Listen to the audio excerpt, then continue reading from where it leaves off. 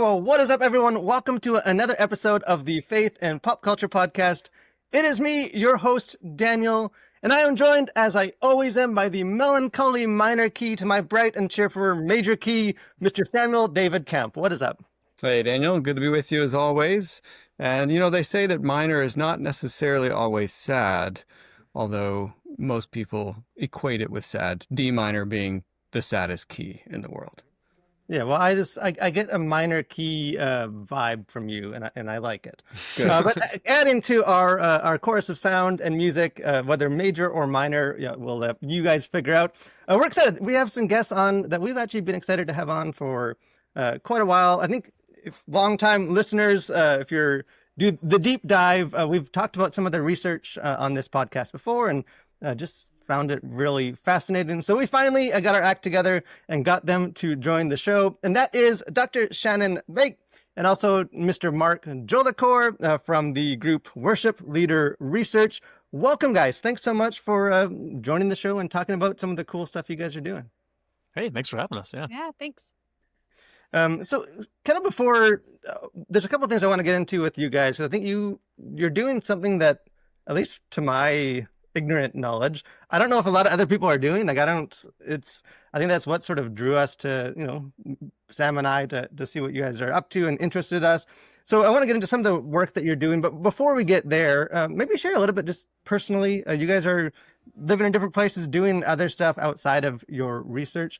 I don't know, Shannon, maybe you want to start, just share a little bit about kind of who you are and the stuff that you're up to.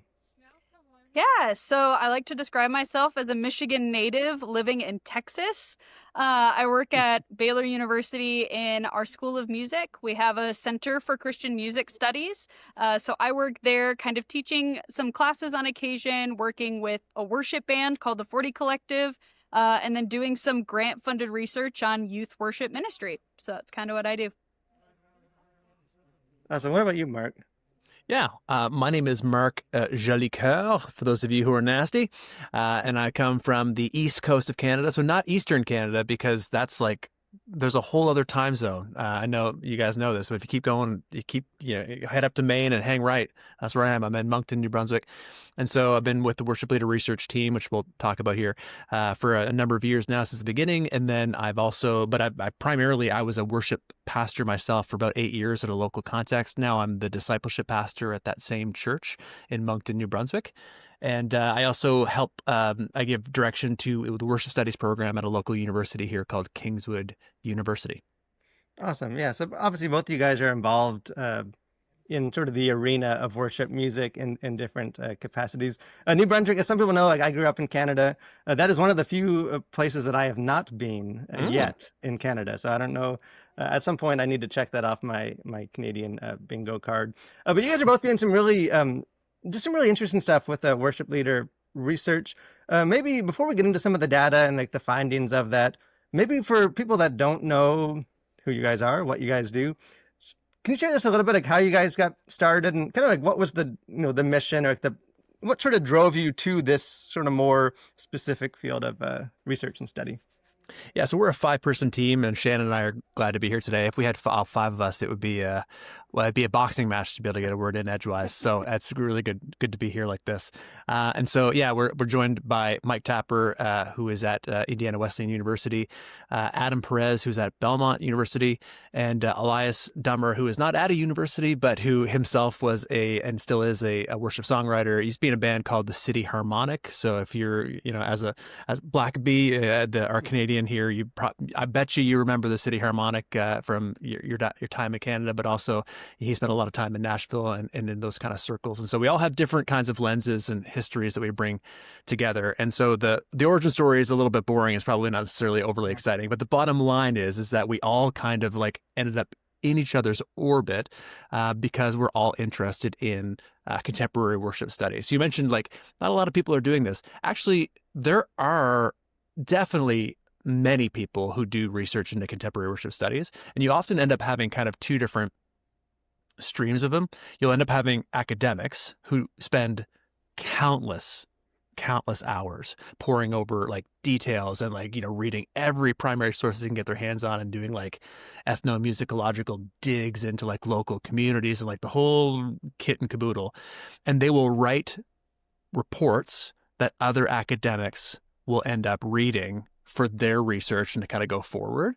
But not a ton of these incredibly brilliant and dedicated people, not a ton of their stuff always necessarily makes it into the local church or into like the bloodstream of like just folks, regular folks like us. And then on the other side, you'll have, I bet you if you just went to like Apple Podcasts and said like contemporary worship, you'll find hundreds of podcasts and people who are kind of just talking about stuff. And a lot of it is no doubt from really educated and wise places, but it is mostly just, it's their opinions, their experiences. That's just your opinion, man, somebody might say. Really kind of like, lived experience stuff. So if there is a unique contribution that worship leader research brings, it is this kind of confluence of these two sides, which is that we aim to be academically rigorous because at least 3 of the people who are on this, 3.5 maybe, of the people who are on the team, part of their livelihood depends upon them being able to maintain their integrity from an academic rigor standpoint. But at the same time, we never wanted the research to lie in pieces of paper, digital or otherwise, kind of on a shelf. Like I've been a songwriter since I was a young person.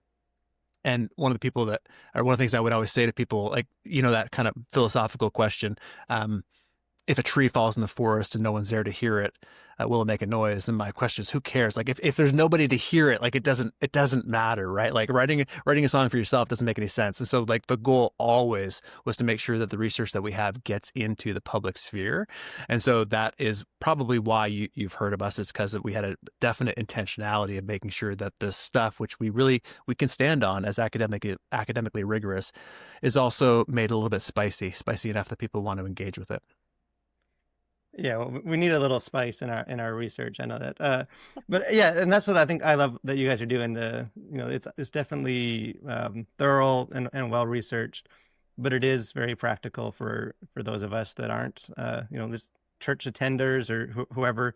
There is some practicality to that. I'm curious just about your sort of, I guess, like your methodology. Like I know on your website you explain some of the nitty gritty of that, but just at like a more base level of, like how do you go about actually gathering the data, or at least like what's your starting point? Like, is this something that you're looking at your own experiences as in worship or songwriting, and it's like, hey, I'm picking up on something, I'm going to look into that, or is it just, hey, you just pick this out of a hat, let's research this, see where the data takes us, or kind of what's sort of the driving force behind like what you guys choose to look into? Yeah, that's a great question. So some of it, when I came on to the project, I was just finishing up my dissertation at Baylor, focused on contemporary worship, specifically in the 2010s decade. So when we kind of came onto the group, that was the data I had already collected. So we just kind of went with some of the data I already had.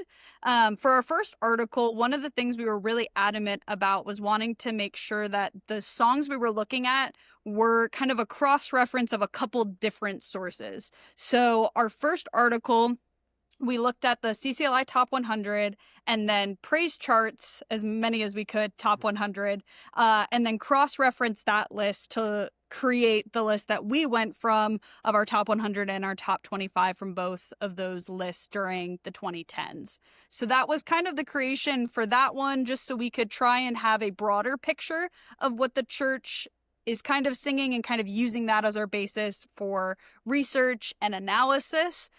There have been times where I think our last little like mini series looking at songwriters and producers or publishers and administrators, that ended up kind of being just, I had some extra data for my dissertation that I didn't really use too much of, and kind of looked at the team and said, hey, I have this data. This could be something people are interested in knowing. And so with each of those lists, I kind of operate as like our data collection specialist analyst. So my job has always been to collect the data and then take it to the group. The group will sometimes offer questions of the data. And if I don't have the answers, then I go and try and find some of the data that's out there. The only tricky thing we've run into is some of the questions that we would like to answer, we just don't have access to those people or that data in particular. But almost, I think everything that we've used more or less is available to the public. All of our songwriter cuts, publisher cuts, administrator cuts, all of those are available just on song catalogs on the websites that we can find. So we have a few different data points, but from there, it's just kind of questions that we ask and kind of wherever the data takes us. We should also say, though, that we have so a few years ago, we released a survey of some worship leaders. So we did a survey, 2022, maybe? In and around there. It might have been 21. Anyway, it was pretty early on, and it was about the attitudes of worship leaders. And so that's kind of the driving forces that we have is we're looking at a bunch of different things, but like the unifying force is what do worship leaders think about the worship leader industry and how they relate to it, what their role is in it or whatever. And so we asked them, we had about 400 and some responses to our first survey. And then our latest survey, which is just our second one, just closed a couple months ago at June of 2025. And that one had almost 4,000 responses. And so everything that we can see, we've looked around, and it seems like it's the largest, like by a country mile, like the largest survey of like actual worship leaders, kind of about anything, frankly, but definitely about their attitudes to the worship leader industry. And so we have like that's we have just the raw numbers from the industry, and then we have this attitudinal research kind of from worship leaders themselves. And so part of the sauce is to kind of allow those two kinds of data sets to mix and mingle. Sometimes we write just about this, sometimes we write just about that, but really it's tastiest, spiciest even, when those two data sets kind of overlap. And maybe before Daniel asks another question, one of the things I really appreciate about what you guys are doing is making that data like fun to interact with, because I've been kind of clicking around on the website. I don't know who's responsible for that, but one, it looks really cool. And two, just being able to, especially that survey I think that you referenced of worship leaders, being able to sort of like categorize it, say, well, what do people in the Methodist Church think about, this thing? And so I haven't seen that anywhere else. And so just props for making that interactive. So yeah, thanks. Quick kind of follow up to that, and then we can get into some other stuff. But just to give people, I guess, an insight of sort of the process of some of that. Like you said, you just completed this mammoth survey. What's like the turnaround for that? Like I know we live in an era of like you put a poll on social media, and then like the next day you have your data, and I've researched it. Like how long does it take you guys to, if you have 4,000 some responses, like to actually get through that and start organizing that and pulling stuff out? Like when will sort of some of the research from that begin to be released? That's a good Yeah, question. I think the thing that takes the longest with that is deciding how to release that data. So we had the same question with our last survey of we have all this data, we want to get it out there. We, our other articles that we had published have been on very specific things. So we tried to narrow down maybe a couple specific things. And that's how we ended up just deciding to release a report. So with this one, since it's a little more expansive, we're still kind of deciding which method we want to go. We'll probably release it as a report again, but analysis is the thing that takes the most time of not only like these are the numbers, but what do they mean? And what is there certain trends that we're seeing across demographics, such as age or church size that are maybe influencing some of the ways that they answered their questions? So theoretically, I mean, Marc and Adam presented at the Hymn Society not that long ago. And so we do have a lot of that data already. I think right now we're just still trying to decide how to put together that report, because this survey was also significantly longer. So we have many more questions. So just figuring out how to organize and release that report is kind of where we're stuck at now. But hopefully in the next month or so, we should be able to have something out there for everyone to see.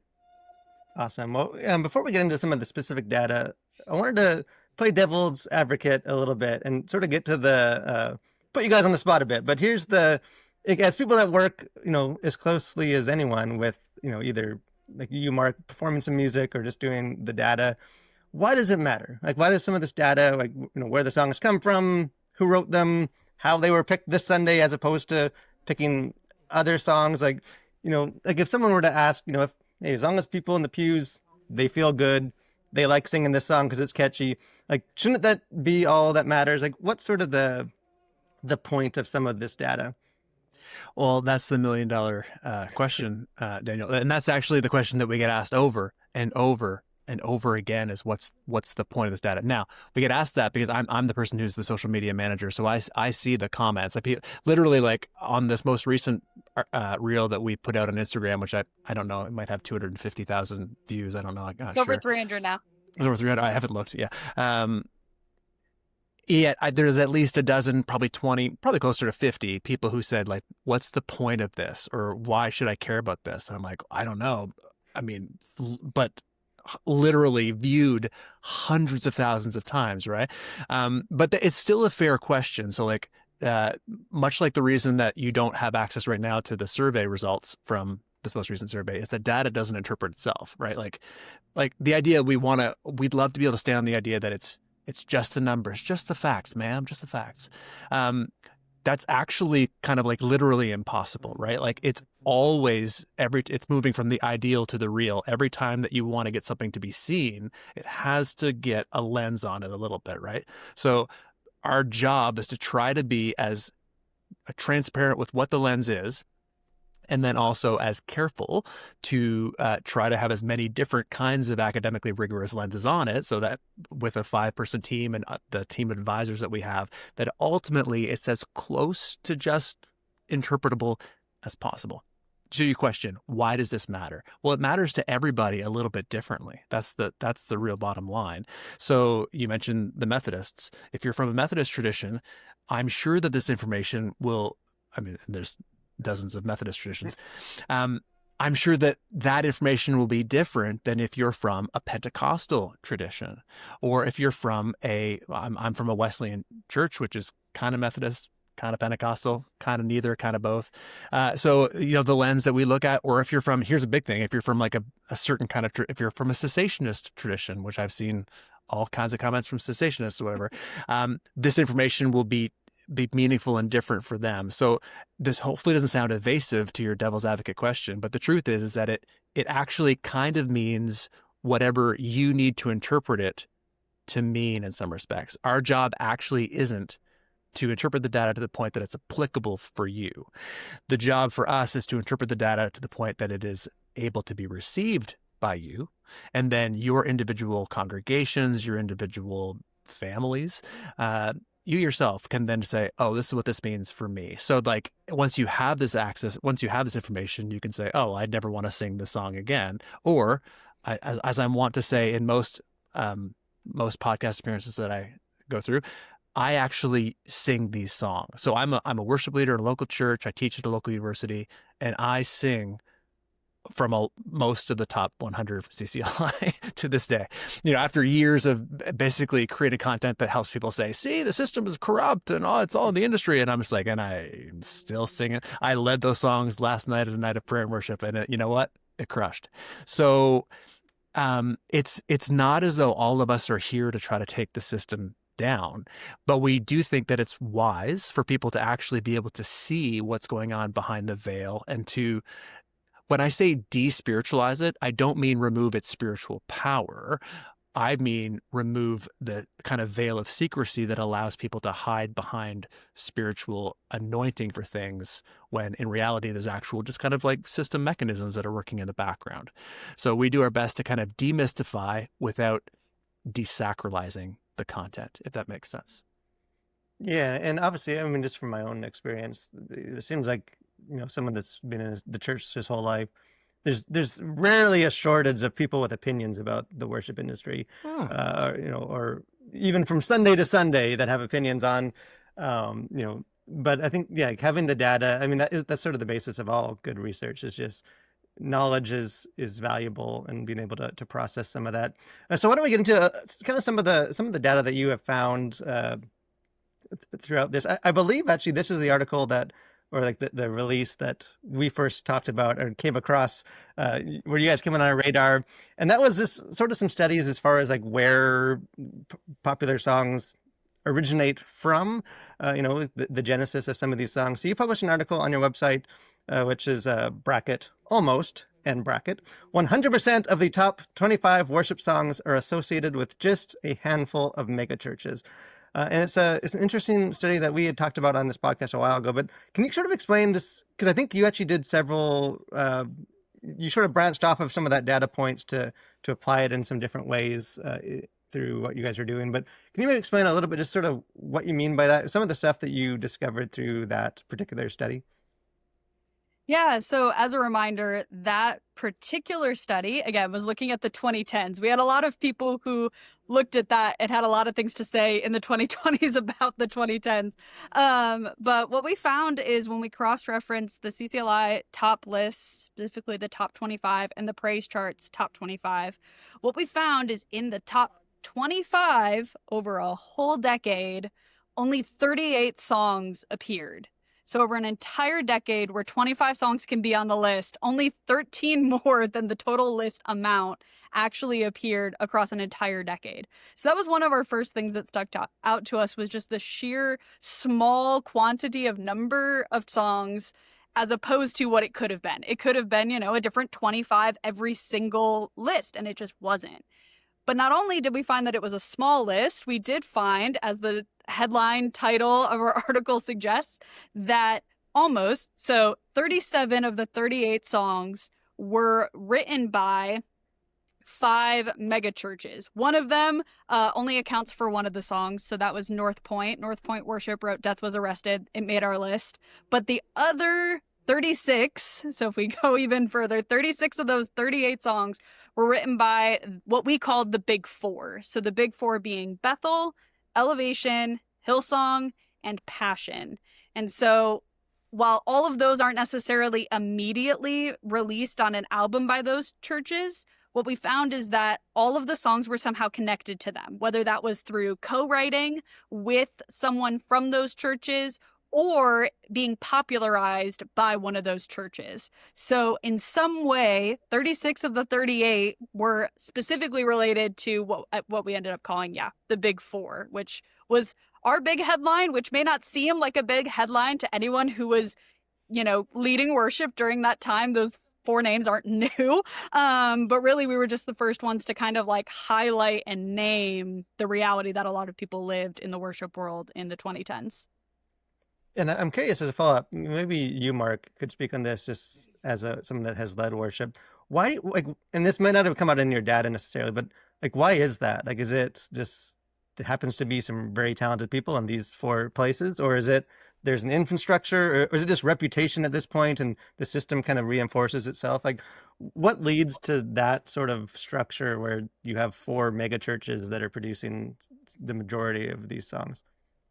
Yeah, that's hard to say. It's hard to say with actual certainty, I guess. But a lot of people will find resonance to this. They will say, well, nothing succeeds like success in some respects. And so once you start to do well, it's easier to kind of maintain that.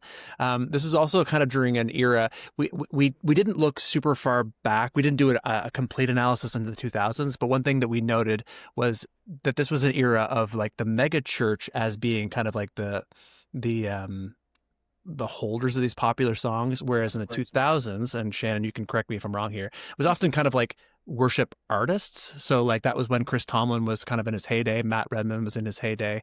And so it was interesting to see the shift from kind of more person-driven or personality-driven top 25 lists to institution-driven top 25 lists or church-driven top 25 lists. So you can kind of theorize all kinds of reasons why that might be the case. But certainly there's no question that marketing and money play in it. Without it being any kind of nefarious kind of it's a terrible thing that it happened. Now, a lot of people would just say it is terrible, full stop. If you ever make a dime from worship music, or if you ever invest a dime into becoming more known through worship music, then Jesus will come over and flip over your table. I think you can hold that opinion if you want. It's not one that I don't think it's certainly not an opinion of the worship leader research team writ large. Getting materials out to people requires infrastructure. And so if you think that getting like one of the things that gets cited in one of our articles is the idea of hymnals, and the idea that people had made money off hymnals for a long time, and the hymnals are an infrastructure that is was deemed required for people to be able to have songs to sing at their local country churches on Sunday mornings, or in their urban churches on Sunday mornings for that matter. So it's just that so many things kind of changed along the way. So money to be able to kind of promote these kinds of things. The other last thing I'll say here before I see if Shannon has any other thoughts was this is also the advent of the single in terms of worship starting to kind of become trackable. So correct me if I'm wrong, Shannon, but I believe it was like by the end of the 2010s, was it all songs Starting that were in released 2017. starting in 2017, every song that made it into the top 25 in the way that we're charting them was released by one of these churches as a single. So not just released as part of an album, but specifically as a single. And so there was this, like, certainly there was very intentional marketing from people at this point in time as to try to kind of like maintain. Some people would say just to maintain the channels. Some people would say to feed the machine or feed the industry, and that's just a positive or negative way of saying essentially the same thing, was to kind of keep content flowing through these channels to make sure that they were able to kind of keep their noise level at a certain degree. So I mean, there's a lot more you could say about the aspiration of worship leaders, but that's probably enough to whet the beak anyway. But Yeah, and you say in the article itself, that it's too early to sort of draw conclusions about just the theological impact of some of this, but maybe what are some of the possible, like, I think for someone, like me that just attends church, and, I've played on worship bands and stuff, but just attend church, regular person, like hearing that, most of these songs are coming from 4 places, and anywhere I go in this country, I'm going to probably hear the same song. Like, there's a part of me, like my initial reaction is just sort of like, well, that's probably not a good thing, even if I don't know how to back that up or why.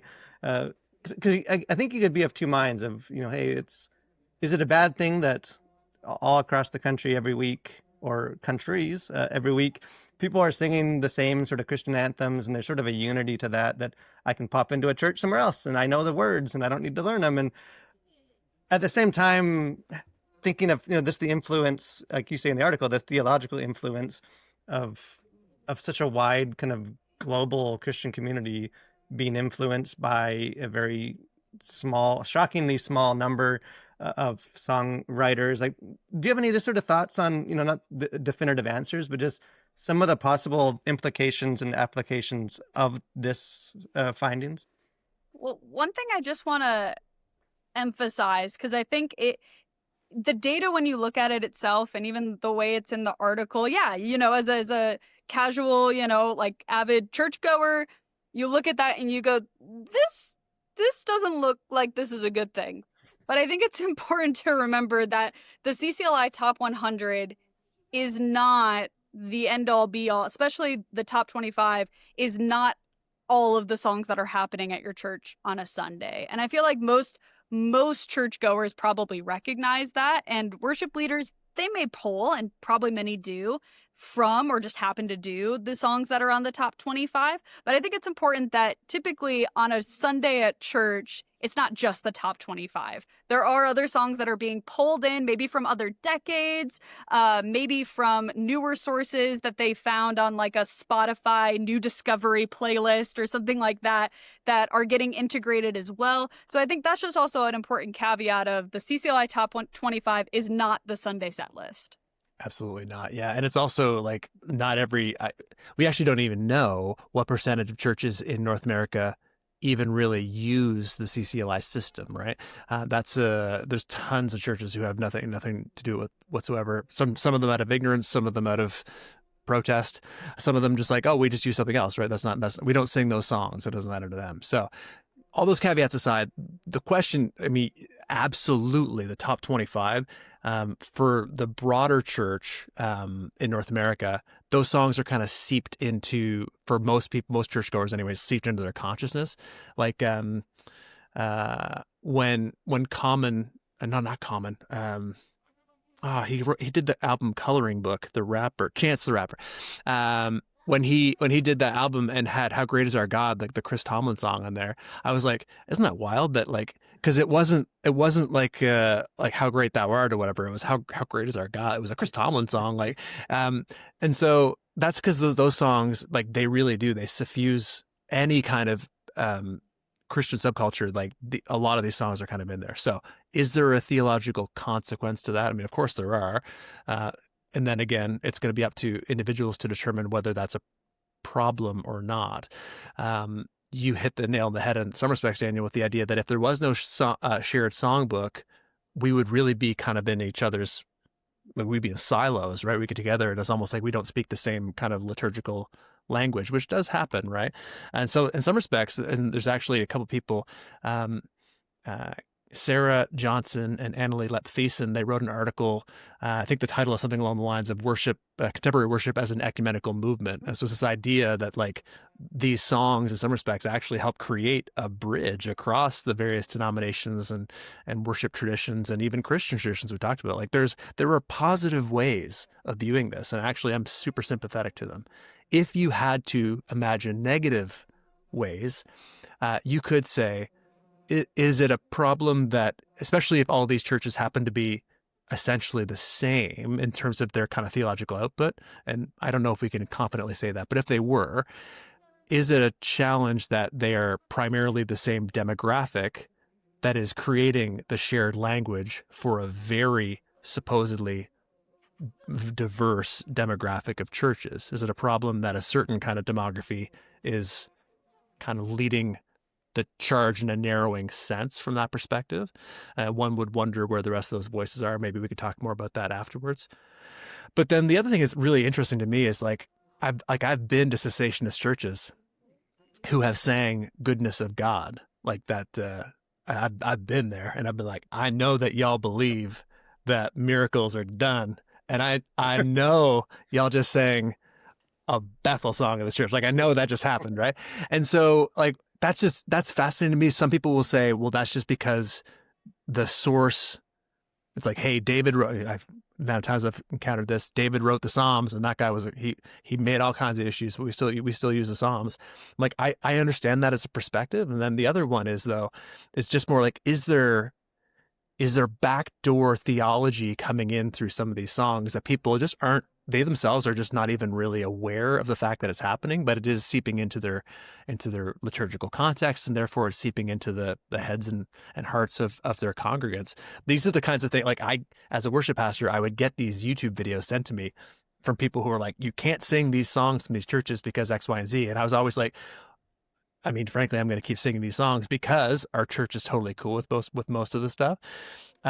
But I was like, part of you wanted to be like, this is super conspiracy theory, kind of crazy with all the stuff on the wall, and also maybe kind of true. You know what I mean? Like, maybe this really is, in some respects, a backdoor for people to find their way into these other ways of thinking, which, if you're concerned about, maybe you shouldn't be using liturgical material from these particular faith traditions. I'm not really sure. So it's possible that some people who are receiving this information will say, yeah, maybe we really should be vetting the source of where these really singable, really passionate songs are coming from. Yeah, and I think. Oh, yeah. Yes, Annie? I'll just say one other thing along these lines is, I think one of the things, by looking at the theology of these songs, what it can do for us is to show us trends and reveal might be missing more broadly, like across what we're singing in churches. So I've done additional research in my dissertation that did explore the theological trends kind of over time. And I think realizing what's missing is really important for worship leaders to understand what supplemental songs to the CCLI Top 25 should we kind of be integrating to maybe affect, in a way, what the CCLI Top 25 might look like in the future. I think one thing has still stuck with me for my research, one thing that we so rarely sang about in the 2010s, and this doesn't mean it was never sung about, but one thing that we very rarely sang about in the CCLI Top 25 is actually singing about the cross, which seems really ironic since we are a Christian faith that is more or less centered around the death and resurrection of Jesus. So just that, I think, is just one clear example of why it is important. While it may not be the end all be all of what's done in churches, it is important to also not neglect understanding the theology of the CCLI Top 25. Yeah, and I know my personal soapbox has been the trend of songs, the prevalence of songs that are about singing songs. We're singing about the fact that we're worshiping, and like I think half our songs are about that.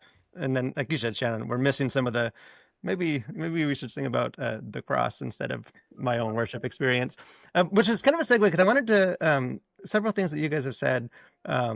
Because you released another kind of research data point of about like the fact that 100% since 2017 of the top 25 worship songs have been singles, and you kind of get into some of that, things that I think the average churchgoer doesn't think about.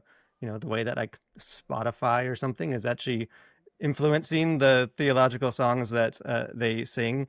And there's a great I won't read the whole quote because maybe I'll link it below. But as you sort of unpack some of that, you say one of the unexplored effect of the rise of singles over albums is the content restraint of the format. If you release a hymnal, you potentially have hundreds of pages upon which to place songs of varying tone and theme. If you release a 75-minute album, there is space to take worshipers on a journey. That includes, and this is the quote I wanted to ask you guys about, that includes not only the kinds of songs they may want to sing, but also the kind of songs they may need to sing. And to me, there's so much just to that question. Can you guys maybe speak a little bit on kind of what you mean by that? Like the difference between singing the songs that maybe you want to sing as opposed to, I guess, a more diverse experience of maybe singing songs that you don't necessarily want to always sing. But do you have any thoughts on just that? Yeah, I mean, yeah. So, I mean, this is obviously a place where we've moved out of just here's data to certainly interpretation of the data in some respects. And so everyone's going to have to think about this a little bit differently. But if there are songs that we like to sing, maybe the kinds of songs that you described earlier about the songs that would sing about us singing, or songs that sing about how much God loves us, or songs that sing about the fact that we've been kind of forgiven and redeemed, they're usually energetic, or they're certainly impassioned. They tend to release endorphins and stuff like that. These are all actually good things. So we actually, I would say, we need those kinds of songs in our worship experiences. A great way, I don't know if Shannon will disagree with this, but a great thing to think about is like as you read through the Psalms, like my family's been reading through the Psalms this summer, Psalms in the summer. So we're actually getting near the end of it. I got about a dozen to work through here. But if you kind of use that as an example, there are some Psalms in there that are like, man, these are great songs to sing. And then there's some Psalms in there where you're like, don't know if I'd really want to sing that psalm, just to be honest with you. Like I'm not, I don't know if I really want to lament today. Like it's sunny and whatever it's supposed to be in Fahrenheit, and I'm hitting the beach and it's a good day. But for some reason, there's this song of lament that's just showing up in my reading list, and it's like, I guess that's what I got to hit.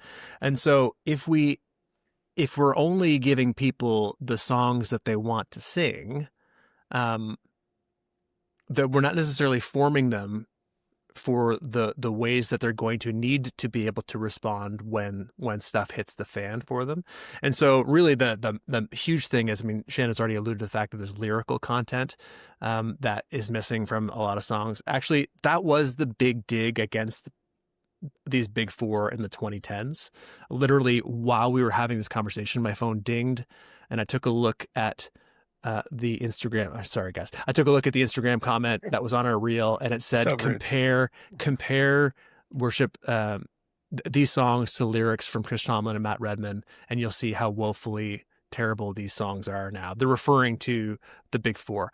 This was always the big slag, and it remains really constant. It's the idea that like all these songs are theologically vapid. They've got no content. It's just not true. Like these songs are actually pretty robust, especially, I mean, I know Hillsong for very good reasons has dropped off our radar, but if you look at the last output from Hillsong, like these are just fantastic songs. You can disagree with them, and you can disagree with the style, you can disagree with all kinds of things, but to say that they were like thin gruel in terms of theological content, you have no leg to stand. You haven't looked at these songs. That's kind of the bottom line. So, but when you're thinking about the kinds of things that people may need to sing versus want to sing, you can look at the theological content and say, hey, do they know about the Trinity? Do they know about the atonement? Like, are these things that are kind of like regularly making their way into their diet? But it's not just the content. We always focus on the content.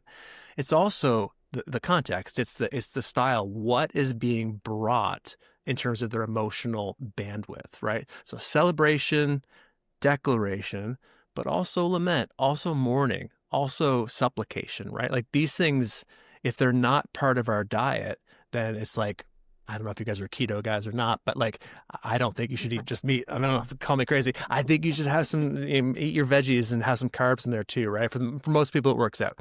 So having a varied diet is important. And if you leave it to people's desires, they're just going to keep going back to the thing that they like. And this is part of like the responsibility of the worship leader is to actually prepare a balanced diet for people. So when we say the reason that the singles driven scenario was more likely to just keep feeding what people like is because why would you put out a single, like one song, that was not going to get immediate use and immediate attention?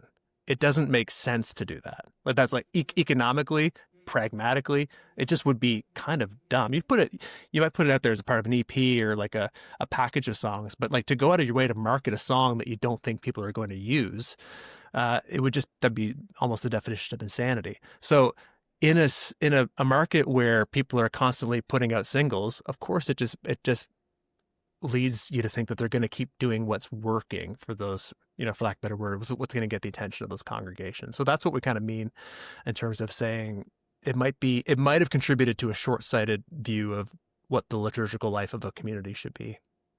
Yeah, and I would think too, I mean, my initial reaction would just be that, because I know we talked, even on this podcast, a couple episodes, we looked at like Christian radios and just the slogans and sort of the emphasis, their mission statements, and how so much of it, I mean, the majority is very much about encouraging and making people feel good.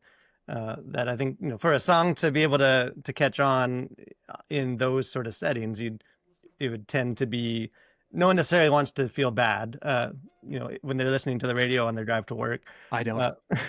But there's obviously there's a time and place to not just be uplifted, but to be broken before God and to be made to feel some of those emotions. So yeah, I just thought there was some interesting stuff with that. I don't know if Shannon, if you had anything to add to that, or if Mark covered it.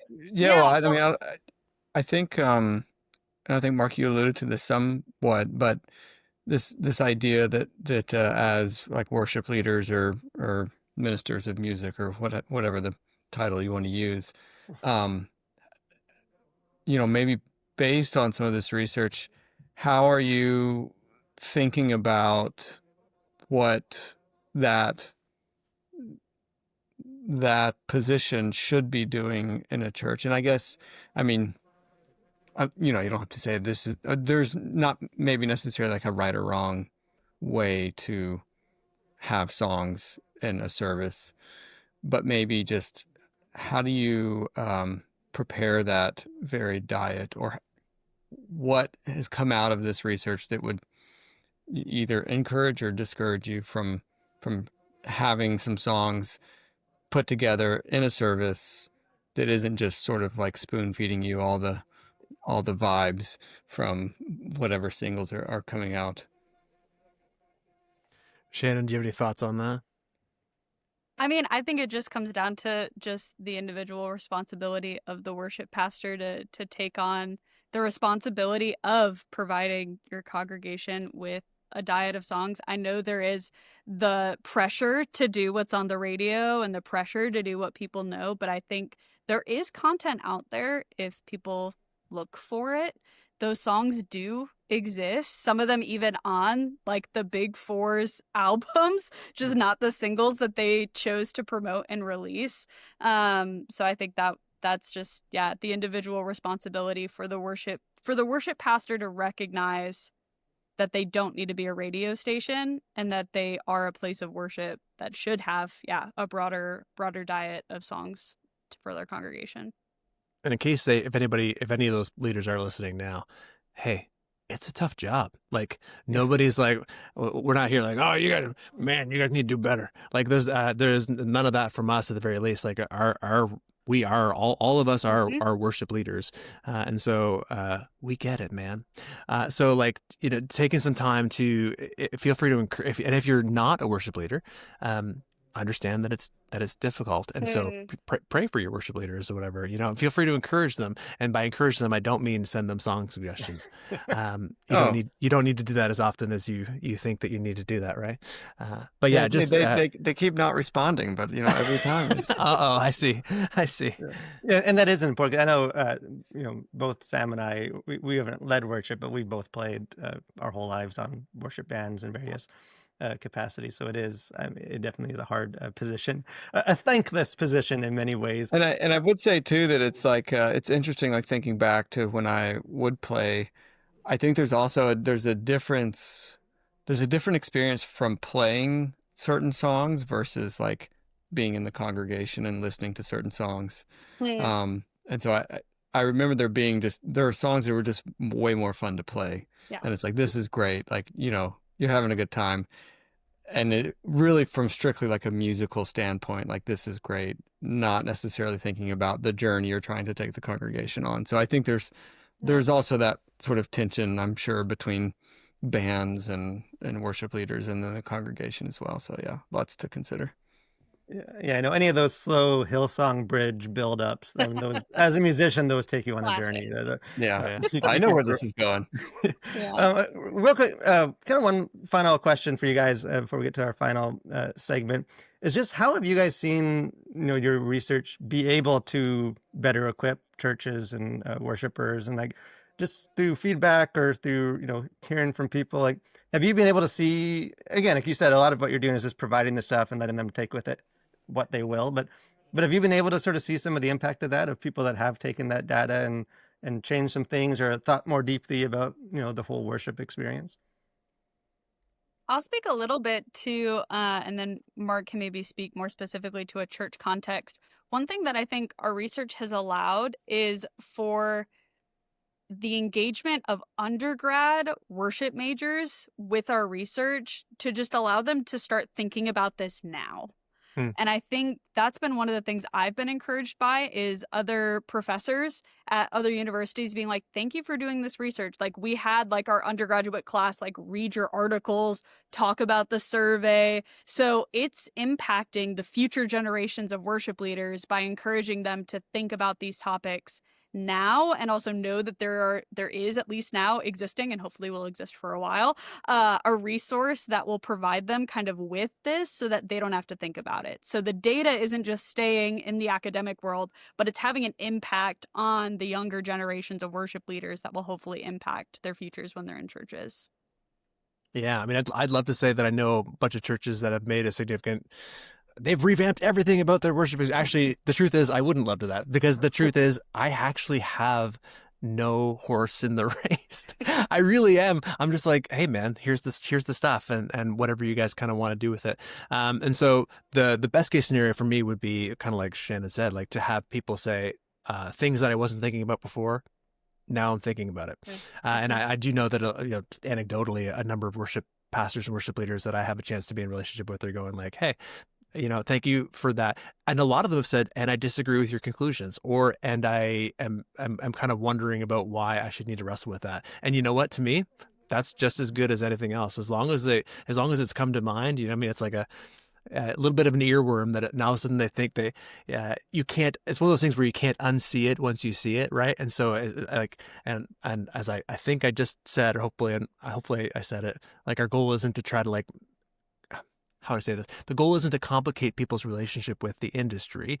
The goal is to actually just clarify their relationship to the industry and be like, oh, I actually am relating to not just people, but I'm relating to money, and you may as well be aware of that. And then you just I still buy food all the time, guys. I bought food today, and so I'm a pastor, and I get paid by a church. I mean, like, these are all things that are real, and so there's no point in kind of turning a blind eye to this. And so I'm hopeful that more and more local churches will just be like, hey, we can be open and honest about this, and people will have different results. But yeah, I think that's the beauty of just good data, is that it's a conversation starter. Wherever people land, just talking about this thing, these areas of worship is better than not talking about it, better than being ignorant about all of the details, regardless of how you apply it.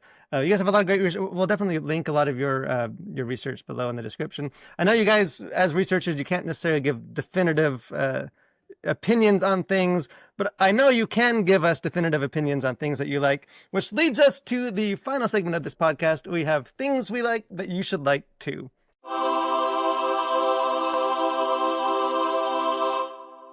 So we will give you guys, I don't know which one of you wants the honor of going first, but maybe just anything that you like, that you feel like the masses would, they would be elevated their experience to also adopt and like said thing.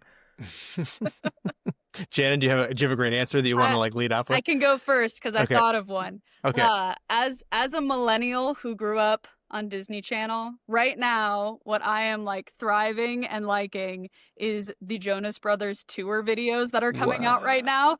They are so good. So many good reunions, especially like Demi Lovato coming out and singing with Joe Jonas, like camp rock songs. For any millennials who are listening who also grew up on Disney Channel, if you have not heard about this, go find it now.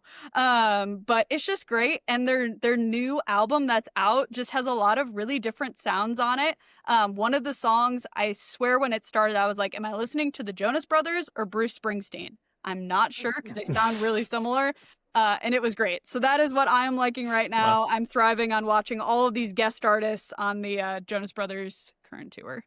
Wow. Hey, well, as two millennials, me and Sam, do you ever grow out of the Jonas Brothers and Camp Rock? I don't think we do. Well, as a millennial who never grew into the Jonas Brothers, I will have to take a peek at that. So highly recommend. I'll have my mind changed. Yeah, there's always time for a late bloomer. What about you, Mark? What do you like that we should all like too? Man, that's. I mean, I'm a Zennial, so I'm like I identify as a Gen X, even though on many records I'll be a millennial, and so more like Sam. I mean, the Jonas Brothers are not my love language. I mean, I'm a pastor, so I have to be careful how I go on record with this. But I tell you what, there's a show that I'm kind of like I'm really into, and like I love science fiction. I mean, I read a lot, but I never read fiction. I only watch fiction. If it's good enough to be made into television or a movie, then it's good enough for me. That's kind of where I'm at with fiction. And so, tell you what, the show Foundation on Apple TV. If anybody has not watched it, or if you're a science fiction fan, listen. You know, I'm coming at some pastor, so I'm just like, if there's anything that you see on there that you shouldn't, you have to make sure you spit out the bones or whatever. But goodness, just like it's Isaac Asimov, who was kind of a classic writer in the early part of the 20th century, and I mean it's just stunningly gorgeous how it's actually kind of filmed, whatever. Like it's really, really beautiful. But the storyline is just really, really fascinating. So I like that show. Yeah, and what is it on? Like I know I read the book. What a world! I haven't seen the show, so is it? What a world we're in, where it's like, yeah, but which $20 a month platform is it that I don't have? Because that will determine whether or not I check it out. There you go. It's Apple TV, so I'm an Apple user, and so I'm locked in their system, and so that one just kind of comes up for me. But gotta love that walled garden. Yeah, well, maybe next time I do my little like free 30-day preview hop of all the streaming platforms I don't have, I'll have to add that to my. It's a couple seasons. I have read the book. It's a couple. You have read the book, yeah. I don't know how to stack up against the book. Usually the answer is badly, but in this case, I don't know. I'm optimistic. Awesome. Well, those are two things. Whether you feel like you got the vibes of some Jonas Brothers nostalgia or some sci-fi show, definitely pick and choose one of those things. But you guys are awesome. How can people find? Obviously, Worship Leader Research. We'll leave the link in is it .org? It's a .com. We got it, baby. .com. Don't listen to me. Listen to Mark. We'll leave all the links for that. But any other ways that people can kind of engage with the stuff that you guys are doing, or follow? On the socials is probably the best thing, honestly. But I would encourage you to, if you see the social media content, allow that to drive you to the actual website. Don't be somebody who comments on the first 5 seconds of a video. Read the linked article. Go ahead and do that. The headline is all I need, That says now that everyone knows that Mark is the one that monitors those, I just make sure to send them some nice comments. Hit me up. Their nice pastoral presence. But Shannon and Mark, thank you so much. so glad that we were finally able to get you guys on here and just talk about this. Love all the stuff you guys are doing. Look forward to all the new data that will come out from this survey. So thank you so much. God bless you guys. For everyone else, thanks for tuning in, and join us next week, every Thursday, for more conversations on faith and pop culture.